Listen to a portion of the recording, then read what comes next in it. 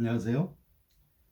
네, 오늘은 우리 한국교회에 놀라운 대부흥 운동이 일어나던 그 과정과 그리고 그 열매 이런 것들을 살펴보도록 하겠어요. 여러분 그런 얘기 많이 들어보셨죠? 우리 한국교회에 큰 그 대부흥이 있었다.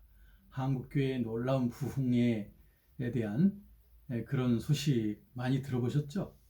사실 한국교회는 보통 교회가 아닙니다.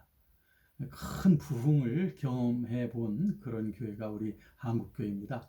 그래서 이 자랑스러운 그 전통에 대해서 우리가 살펴보면서 우리도 이 부흥운동의 후손이라고 하는 거, 이런 자부심 가지고 우리가 살았으면 좋겠다 생각을 하는 거예요. 그래서 오늘 먼저 말씀드릴 것은 대부흥운동이 어떻게 해서 일어나게 됐는지, 다시 말하면 이런 것은 다 원인이 있겠죠. 또 그 영향이 있겠죠. 이런 것들이 어떻게 해서 시작이 됐는지를 먼저 말씀드리고, 그리고 대부운동이 일어나던 그 실제 그 모습을 살펴보도록 하고요.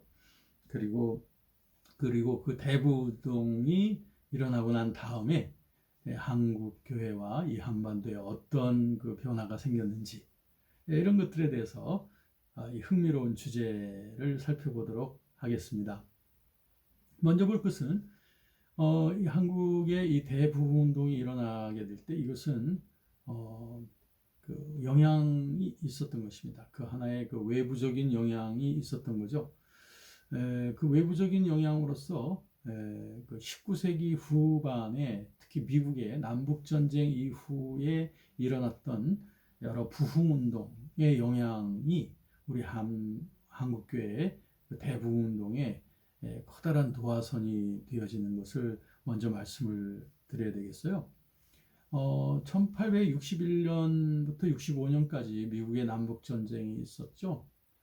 그때 이후로 이제 전쟁 이후에 많은 사람들의 정신성이 상당히 피폐해져 가면서 또 이 현실 세계에 대한 상당한 그 의문들을 갖게 되죠. 그리고 앞으로의 미래에 대한 그 좀 낙관론들을 갖지 못하고 상당히 암울한 그 미래관념들이 생기게 되고요. 인간의 능력에 대해서도 전에 그 낭만주의적으로 인간의 능력을 진보주의적으로 생각하던 많은 사람들이 이제는 거기에 대한 그 실망들을 많이 하게 되는 거죠. 왜 이것이 전쟁 이후에 그런 그 정신성이라고 할 수 있겠습니다. 그런 차에 이제 교계에서는 이제 부흥운동이 일어나는 거예요. 그들에게 절망적인 그들에게 부흥운동이 일어나고요. 그래서 천국에 대한 새로운 소망을 던져주고 또 앞날에 대한 힘찬 그 소망을 던져주는 이런 부흥운동이 일어나게 됩니다. 그러면서 그 부흥운동 때 어떠한 기대감들이 일어나게 되냐면은 여러분 그 처음 초대교회 때의 그 성령의 강림이 있어서 그때 초대 예루살렘 교회 때부터 이런 그 부흥이 막 되어지면서 교회가 확산되어졌다는 거 아시지 않습니까? 그때처럼 이제 마지막 그들은 생각하기를 미국과 영국의 많은 사람들이 생각하기를 지금이 이제 마지막 때이다. 그렇기 때문에 이 마지막 때에 마치 그 유대 지역에 이른 비와 늦은 비를 주셔서 하나님이 농사의 열매들을 거두는 것처럼 초대교회 때가 이른 비였다면 이제 말세에 오늘날의 늦은 비를 다시 주어서 곡식의 열매를 주신다. 다시 말하면 풍성한 이제는 그 수확의 그 열매를 주실 것이다. 그래서 마지막 종말의 수확이죠. 그때가 바로 늦은 비 운동이라고 생각을 하면서 이때부터 성령의 역사가 강하게 우리에게 영향을 준다라고 하면서 마치 그 초대교회 때 오순절날 성령의 충만함을 힘입었듯이 이 많은 19세기 이 후반의 이 시대 사람들이 생각하기를 이때가 바로 또 새로운 오순절 시대다라고 하면서 늦은 비 운동이 일어나는 오순절, 그래서 오순절 운동이라고 하는 말이 이때부터 많이 생기게 되어졌습니다. 이때에 그 영향을 많이 주었던 그런 그 부흥사들이 많이 있습니다. 그 중에서 잘 알려진 분 중에 한 분이 그 드와이트 무디라고 할 수 있습니다. 드와이트 무디는 그 사실 그가 많은 학문을 한 사람도 아니지만 그러나 아주 순수하게 복음을 접하고 그리고 전도에 대한 아주 뜨거운 그런 사명감을 가지고 사람들에게 다가갔어요. 그리고 그의 제자들을 키워서 신학생들을 키우고 그래서 시카고의 그 무디 바이블 인스티튜트 지금도 있고 많은 학생들이 공부를 거쳐가고 있는데요. 이런 것이 바로 무디 선생님이 만들어 놓은 학교이고 또 무디의 많은 제자들이 목회자가 되고 또 선교사가 되어서 이제 전 세계로 나가게 되는 것을 보게 되는 겁니다. 이때 그 부운동 때에 그 강조되었던 것은 뭐냐면 예수님의 재림이 곧 다가올 것이다 라고 하는 그런 어떤 그 기대감, 종말론에 있어서의 그 메시지들이 상당히 그들을 아주 긴박한 신앙으로 무장하도록 해줬고요. 그런가 하면은 또 성령의 충만한 능력을 받는다 라고 하는 그런 강조, 이런 것들이 그 당시 부운동 때의 아주 키워드라고 하면 키워드였어요. 그래서 성령의 능력을 받는 운동, 성령의 능력을 받고 예수님의 다시 오실 예수님을 기다리는 이런 것들이 그 당시의 부운동의 커다란 그 요소였는데요. 이런 그 부운동을 통해서 영향을 받은 수많은 젊은이들이 이제 선교사로서 파송을 받게 되는 겁니다. 그래서 이 지역 저 지역 5대양 6대조로 선교사로 나갑니다. 그러니까 우리나라에도 바로 이때의 그 부흥운동을 미국의 영국의 그 부흥운동을 통해서 새롭게 헌신하고 선교사로 자신의 삶을 바치기로 다짐한 그런 청년 학도들이 결국에 우리나라에도 오게 되는 거죠. 그래서 우리나라에 왔던 모든 선교사들이 그렇게 뭐 나이가 많으신 분들이 아니라 다 20대, 30대 이런 분들이었어요. 아주 부흥운동에 말하자면 성령의 세수를 마시고 그 성령에 충만해진 그러한 분들이 우리나라에 선교사로 오게 되었다. 그렇기 때문에 이분 선교사들이 우리나라에 와서 그 뜨거운 가슴을 가지고 우리에게 풀어놓게 된 거예요. 그 뜨거운 가슴이 뭐예요? 그건 바로 미국과 영국의 부흥운동회 때 일어났던 그 뜨거웠던 메시지와 그 감동, 이것을 우리 한반도에 도착해서 그것을 전하기 시작한 거죠. 이게 바로 한국교회 시작이 된 건데, 자, 이렇게 선교사님들이 오셔서 활동을 하다 보니까 선교사들이 보기에 이 조선에 있는 이 신자들이 선교사님들이 교회를 세워놓으면 수많은 사람들이 교회에도 와요. 그리고 많은 젊은이들이 교회로 찾아옵니다. 그런데 선교사들이 좀 아쉬운 점이 있었어요. 뭐냐면은, 우리가 그 미국과 영국에서 경험했던 그 뜨거운 경험, 하나님 앞에 완전히 자신을 드리고, 복음을 위해서 살겠다라고 하는 어떤 그런 뜨거운 결단이 늘 갖추는 그런 그리스도인들을 보기 원했던 거죠. 왜? 자기들이 경험했던 그 부흥이 이들에게도 좀 있었으면 좋겠다라고 하는 갈망이 있었던 거예요. 여러분, 이런 부흥을 경험한다는 거하고, 그다음 단지 사람들이 교회에 많이 나온다는 거하고는 상당히 틀린 말인 것 같아요. 사람들이 많이 나오기 시작한 건 그때 우리 1880년 이후 우리 해외에서 선교사들이 들어와서 우리 한반도에서 활동하게 되었을 때에 그들이 가는 어느 곳곳에나 많은 사람들이 교회로 몰려들었어요. 그게 부흥 그 자체였냐면 그건 아니었어요. 그것은 교회에 많은 사람들이 교세가 늘어나는 거고 교회에 참석을 많이 하는 것이지만, 중요한 건 그들의 내면에 이 선교사들이 경험했던 그 헌신과 결단과 사명과 선교와 복음, 이게 있느냐 하는 거죠. 그런데 그 부분에 있어서 선교사들은 뭔가 갈증을 느꼈습니다. 이거 뭔가가 좀 부족하다. 이 조선 크리스천들에게 뭔가가 좀 부족하다라고 하면서 그것에 대한 그 어떤 갈증들을 느끼기 시작했던 거예요. 그러면서 일본의 탄압은 점점 더 어두운 그림자가 드리워지죠. 이러한 그 한민족의 그 비운과 함께 이 서양 선교사들은 우리 한민족들을 위로하면서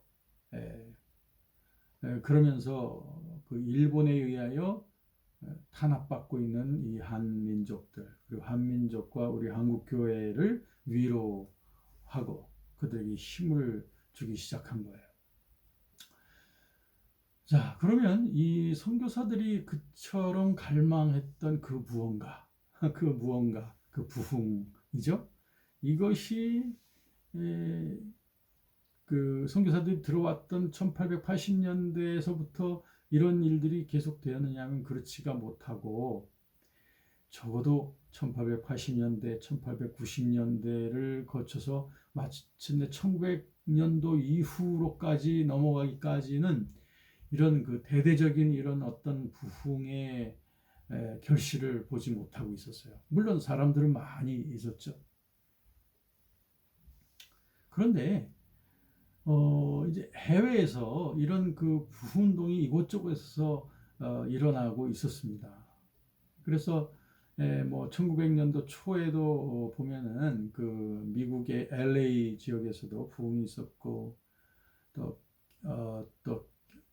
캔서스시티라든지 LA 아주사 거리에 부흥운동이 있었는가 하면은 또 영국의 웨일즈 지역에서도 1903년이죠. 이러한 1903년, 1904년 이러한 그 부흥운동이 있었고 또한 이것이 인도 지역에서도 인도의 카시아라고 하는 지역에서 1906년도에 또 그런 큰 부흥을 또 선교사님들이 많이 목격을 하고 경험을 하게 됩니다. 그런데 그 선교사들 가운데 이런 그 인도의 부흥을 경험을 하고서 또 웨일즈 지역에서 일어났던 부흥에 대한 얘기들을 충분히 경험하고 듣고서 우리나라에 와서 그 부흥에 대한 어떤 열망을 전해주는 그런 선교사들이 생기게 된 거죠. 그러면서 그 이곳저곳에서 일어나는 그 부흥에 대한 스토리들 이것들이 우리 한반도에 계시던 그 우리 그 선교사님들의 마음에 굉장한 그 자극을 주기 시작합니다. 새로운 불씨들을 던져주기 시작하는 거죠. 그래서 선교사님들이 이 부흥을 위해서는 먼저 우리가 기도하자라고 해서 이 선교사님들이 먼저 기도하기 시작했습니다. 그래서 이 조선 땅에 부흥을 주십시오. 이것은 성령께서만이 하실 수 있는 일입니다. 조선 사람들이 지금 많이 교회도 나오고 또 우리 선교 활동의 모든 것들이 뭐 하는 일들마다 좋은 열매들은 있어요. 그러나 정작 필요한 것 그것은 바로 저분들의 심령 속에 이 진정한 부흥이 일어나야 되지 않느냐라고 하는 거죠. 그래서 그걸 놓고서 기도하기 시작합니다. 그래서 이 선교사님들은 정기적으로 모여서 계속 기도하기 시작하죠. 기도하면서 이들이 깨닫게 된 것은 뭐냐면은 이 조선 사람들에게 부흥이 있으려면 우리가 먼저 회개하고 뭔가 내가 변화가 돼야 되겠구나라고 하는 것들을 깨닫기 시작하는 겁니다. 그 중에서 캐나다 감리교 의로 선교사였던 그 하디라고 하는 분이 먼저 이런 고백을 하는 거 아니에요? 뭐냐면 내 속에 죄가 많습니다. 내가 죄인입니다. 라고 하면서 자신의 내면의 어떤 그런 죄성, 자신의 내면에 있는 그 교만, 한국인들에 대한 교만이라든지 또 우월감이라든지 이런 것들을 고백하기 시작합니다. 그러면서 겉으로는 자기가 선교사로서 흠잡을 데가 없겠지만 자기 내면 속에는 이런 그 pride, 이런 어떤 교만, 또 selfishness, 어떤 자기 중심성 같은 거, 이런 것들이 자리 잡고 있다고 하는 것을 그는 겸허하게 고백을 하게 됩니다. 그랬더니 그 문제가 어디 그 하디 선교사 한 사람의 문제겠습니까? 거기에 모인 모든 분들이 다 같이 공감하는 그런 부분 아니겠습니까? 그러니까 하디 선교사가 먼저 그 부분에 대해서 통렬히 회개를 하기 시작하니 다른 사람들도 역시 그 부분에 대해서 자백을 하고 그 부분에 대해서 하나님 앞에서 뉘우치면서 그 부분의 내면의 죄악이죠. 내면의 죄성에 대해서 고백을 하게 된 거예요. 그러면서 이분들은 이제 점점 모이면 계속 이렇게 회개를 하면서 하나님 앞에서 은혜를 받기 시작합니다. 그래서 그들은 모여서 성경을 공부하면서 기도회를 갖게 됩니다. 그들은 계속해서 하루에 한 번씩 또 모이기도 하고 하면서 수개월 동안이나 이 기도회를 합니다. 처음에는 점심시간에 모였다가 나중에는 좀 더 많은 시간 기도하자고 해서 오후 4시로 시간을 바꿔가자. 충분히 저녁 시간까지 충분히 기도하자 말이죠. 이렇게 그들은 지속적으로 기도를 하게 됐던 것, 이것이 결국에는 이제 대부흥 운동의 실제적인 그 도화선이 됐다라고 보는 겁니다. 자, 마침내 이제 그 1906년 9월 달의 일이었는데요. 미국 선교사였던 그 존스턴 목사가 평양에 있는 그 장대현 교회에서 설교를 합니다. 설교를 할 때 그가 뭐라고 도전을 하냐면 그 영국의 그 웨일즈 지방에서 일어난 몇 년 전에 일어난 그 부흥을 주제로 하면서 신자들과 거기 모인 선교사들에게 말씀을 전합니다. 그러면서 그는 설교 중간에 뭐라고 그랬냐면 이 조선 땅에서 누가 이 교회를 부흥시킬 성령의 은혜를 충만히 받았냐? 있으면 손을 들어라 라고 했어요. 그랬더니 그 당시에 신학생이면서도 장로로서 교회 봉사하고 있던 길선주라고 하는 분이 손을 번쩍 들었어요. 그랬더니 이 존스턴 목사는 그를 보면서 장차 이 조선교회에 큰 부흥이 있을 것이다 라고 그렇게 축복의 메시지를 주었습니다. 그 후에 이 길선주 이 장로죠. 신학생이면서 이 장로는 열심히 기도했고 그리고 자신의 교회와 함께 기도하면서 부흥을 위한 기도를 하고 새벽 기도를 또 스스로 인도하면서 계속 준비를 합니다. 마침에 1907년이 돼서 이 평양의 이 장대현 교회에서 1월 달에 남자들이 모인 그 부흥 사경회를 하게 됩니다. 사경회라고 하는 것은 특히 그 성경 말씀을 공부하면서 이제 부흥 집회를 하는 것이 이제 사경회라고 하는데요. 이런 그 사경회를 통해서 결국에는 이제 간절히 기대하는 거죠.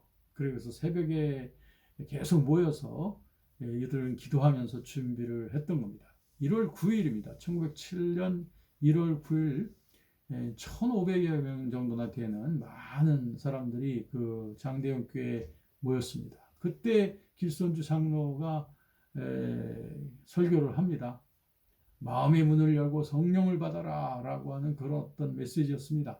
그때 많은 사람들이 뜨겁게 은혜를 받고 수많은 사람들이 이제 간절한 열망에 그런 기도들을 하게 되죠. 1월 12일 밤인데요. 그때 초청되어진 그 블레어라고 하는 선교사가 뭐라고 했냐면은 우리는 다 그리스도의 몸 아니냐. 우리는 그리스도의 각 몸이고 우리의 머리 되시는 분은 그리스도이시다 말이죠. 그렇기 때문에 우리 사이에 서로 반목 질시하고 서로 그리고 비판하고 하는 것은 이것은 하나님의 뜻이 아니다라고 하는 그 말씀을 고린도전서 12장을 중심으로 하면서 말씀을 전하면서 자신의 문제부터 우선 고백을 하면서 얘기를 했습니다. 자기도 선교사지만 자기가 이제 몇몇 분들에게 나쁜 감정을 가지고서 있었다라고 이렇게 얘기도 하고 그런 부분에 대해서 사과도 하고 하면 이런 고백적인 설교를 했거든요. 그랬더니 한 장로님이 일어나가지고 자기도 이 선교사에 대해서 나쁜 감정을 갖고 있었습니다. 이것을 좀 용서해 주세요 하면서 서로들 고백을 하면서 드디어 이런 서로의 죄와 죄 용서에 이런 시간들이 자꾸자꾸 생기게 됩니다.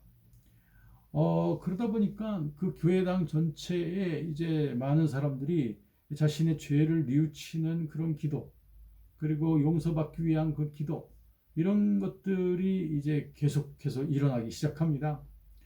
그러니까 그 뜨거워진 그 기도회가 돼버린 거예요. 그래서 그들의 그 기도회가 너무 뜨거워져서 이 선교사님들이 막 종을 땡땡땡 치면서 좀 절제를 시켜보려고도 했었습니다만, 이 한국 크리스천들의 터져 나오는 그 회개와 격렬한 그 기도, 이런 것들을 억제할 수가 없었죠. 그러니까 아예 같이 기도하기 시작했던 거예요. 이런 기도 스타일이 이제 말하자면 한국의 특별한 그 통성 기도의 스타일이 되었습니다. 그래서 한국 교회는 어딜 가든지 이런 그 통성 기도라고 해서 다 같이 뜨겁게 기도하는 이런 기도의 패턴이 그때부터 이제 만들어진 것이다. 이렇게 말할 수 있고요. 이와 같은 이렇게 해서 시작되어진 평양에서 시작되어진 이 장대영 교회의 부흥, 이것은 바로 신자의 회개로부터 시작된 것이 분명합니다. 이 부흥이란 우리가 먼저 주님 앞에서 돌아서고 먼저 주님 앞에서 낮아지고 뉘우치는 그런 일이 먼저 전제되어질 때 그때 참다운 부흥에 연결이 되어질 수 있다고 하는 것을 우리는 역사를 통해서 볼 수가 있는 것입니다. 그렇게 해서 일어난 영적인 동력이 마침내 한국교회 급성장의 그 동기가 되어졌고, 이것은 단지 교회뿐 아니라 한반도 내에 도덕적인 그런 각성을 일으키는 그런 힘이 되기도 했습니다. 그래서 이런 평양 이 사경회가 끝나자마자 사람들은 이 집 저 집을 다니면서 자기가 특별히 누구한테 잘못한 사람이 있으면 사과를, 용서를 구하기도 하고, 돈 떼어 먹은 사람이 있으면 돈을 다시 갚기도 하고, 그리고 놀라운 그 구원의 감격을 전하기 시작한 겁니다. 그래서 이 1907년에 이 대부흥운동이 평양에서 시작돼서 원산 또 목포 저 밑에 지방까지 전국 각지로 확산이 되어져 가고, 이건 교회뿐 아니라 또 학교에도 이런 그 부흥의 기도회들이 막 생겨나게 됩니다.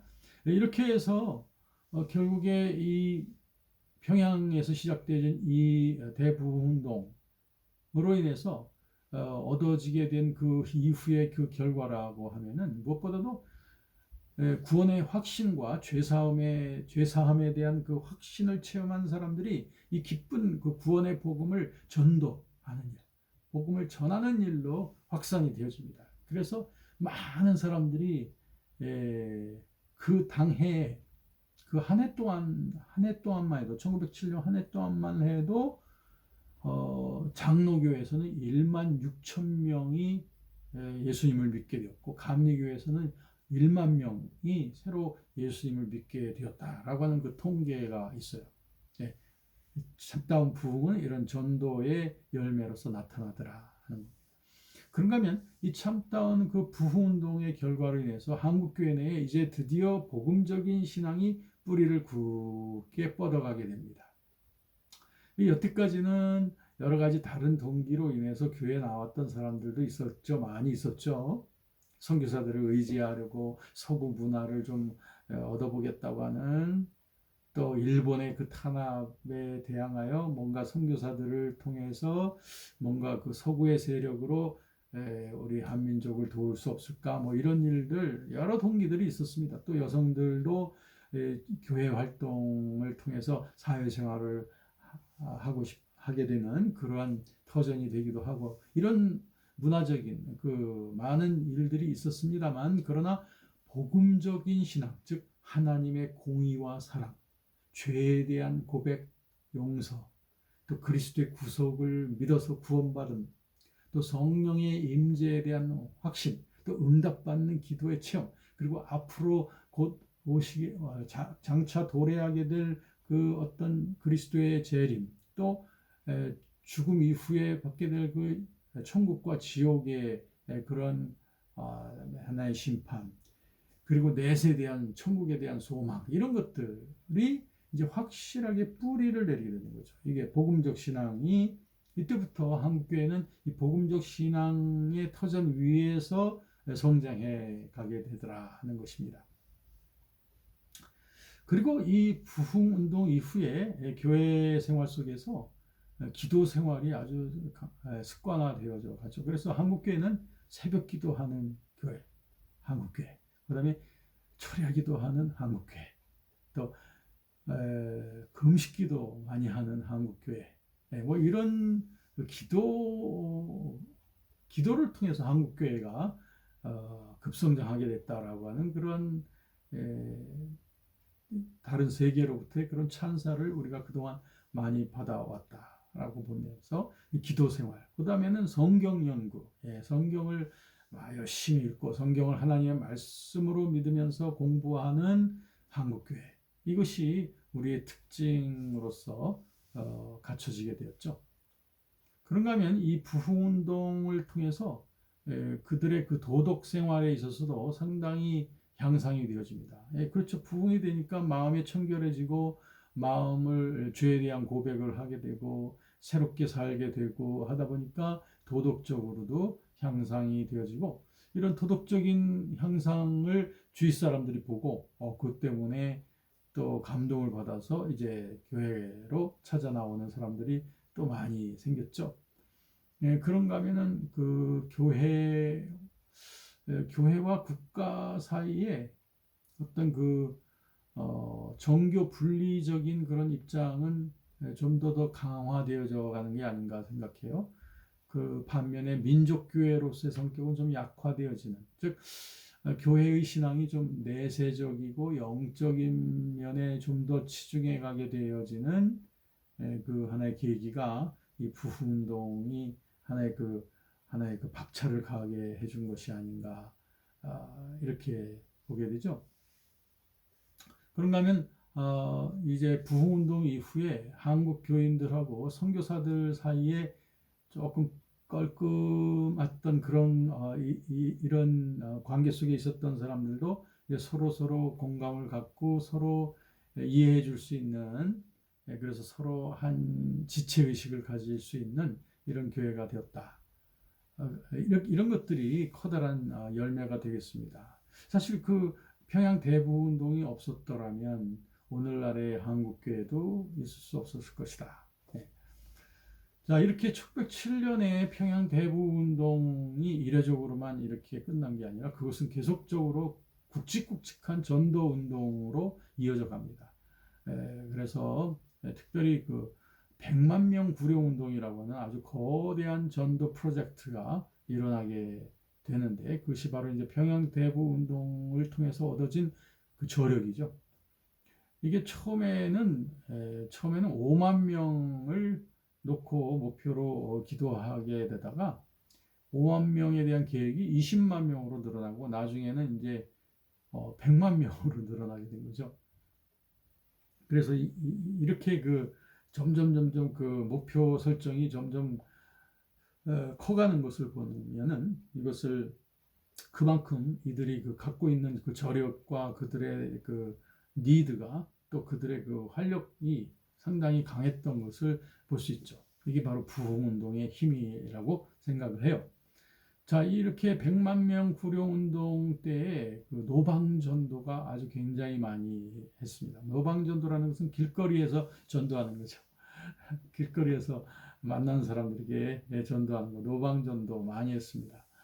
그런가 하면은 좀 헌금을 하기가 좀 힘든, 경제적으로 열악하신 분들은 헌금이 아니라 자기 시간을 들여서 전도 활동에 참여하는 이런 것을 또 하나의 하나의 헌신을 하기도 했습니다. 그 당시엔 또한 문서 전도가 아주 대대적으로 벌어졌습니다. 문서전도. 뭐 지금은 이런 것들이 좀 흔하고 볼품없이 보이지만 전에는 그 전도지 이렇게 전도지를 나눠주게 되면 사람들이 그걸 소중하게 받아서 읽어보고 또 읽어보고 그래서 수십만 권의 그 전도지 수십만 권의 그 쪽복음들 뭐 마가복음이라든지 뭐 요한복음 이런 쪽복음들이 수십만 권이 나눠지고 그다음 전도지는 뭐 수백만 매가 전국 각지에서 이렇게 뿌려지기도 했습니다. 이렇게 해서 시작되어진 이 한반도 내에서의 부흥운동, 이 놀라운 부흥운동으로 인하여서 마침내 우리 한국교회가 있게 되었다는 점 아까 말씀드렸죠. 여러분, 저와 여러분들은 이런 부흥운동의 후예들입니다. 네, 부흥운동의 후예는 부흥의 꿈을 먹고 사는 사람들이 아닐까 생각을 합니다. 저와 여러분, 어찌 보면 이 암울한 것 같은 세상이지만 여기에서 우리에게 부흥의 꿈을 던져주시는 하나님을 의지하면서 우리 부흥의 꿈을 전국에 확산시켜 나갈 수 있는 저와 여러분이 되었으면 좋겠습니다. 여러분 리바이벌 메이커입니다. 리바이벌 메이커 감사합니다.